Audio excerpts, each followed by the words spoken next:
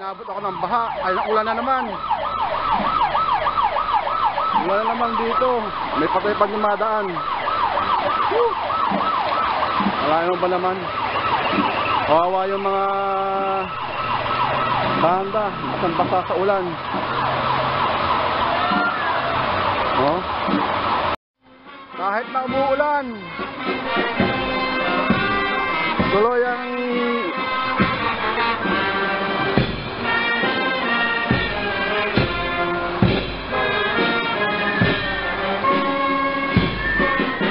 basa.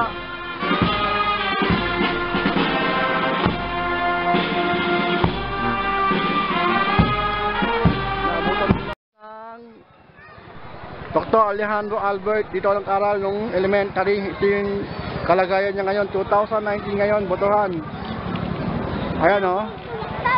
Maraming na matataas na building na makikita sa ng paralan. Doon ka lang galing o.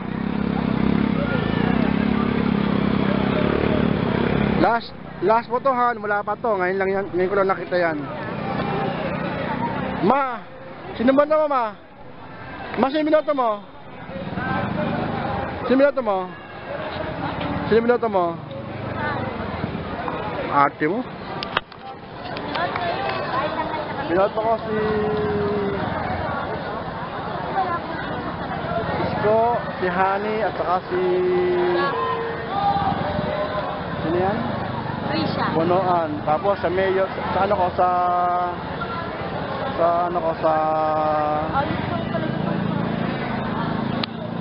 saan ba yan? Sa senador ko, namili lang ako kung sino gusto ko. Ganoon din sa ano, party list. Ayun si Adonis oh. Ayun ba siya? Nasaan kasama niya? Ha? Si? Magto ako ah. Next 3 years, nandito naman kami. Babalik na naman ako dito para bumoto.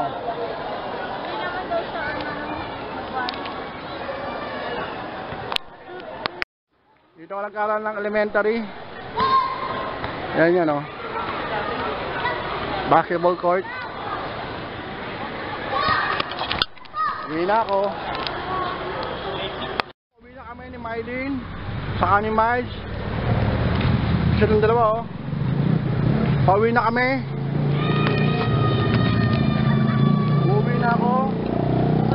Nandito kami sa Dapitan Street. Ang binoto ko ay si Isko, si Hani, at saka si Bonoan. Tapos sa senador, namili lang ako kung sino gusto ko. Ikaw ma, sino binoto mo? Pili na ako 12, saka ano. Sino si ano mo? Congressman mo? Risha. Ah, Risha. So, Dapitan Street ito. Dito ako sa kanto ng San Diego, Espanya. Between ng Antipolo at ng San Diego, nagkaroon ng overpass. Kasi sa kabilang dako, nandyan yung release ng train. So, nilagyan ng overpass kasi minsan pag hinto yung train, tumatawid yung mga tao sa gitna. Nagkakaroon ng pagkakaroon ng traffic. Ngayon, itong kanto na San Diego to, dati Lambert to eh.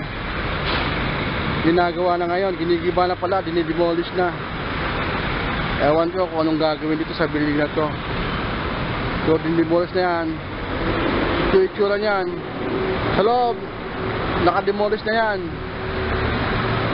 Ang ganda ng kantong yan. So, tignan natin kung anong mangyayari. Yung building. Ginigiba na yan. Bukas, wala na yan.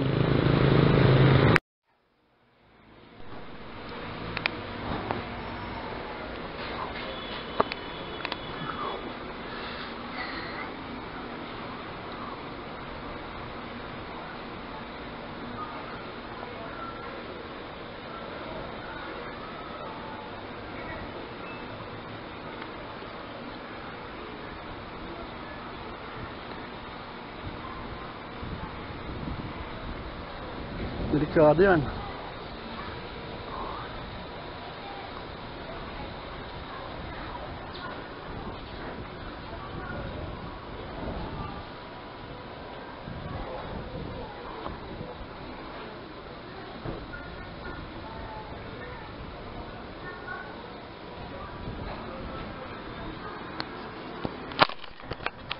Dito sa harap ng bahay.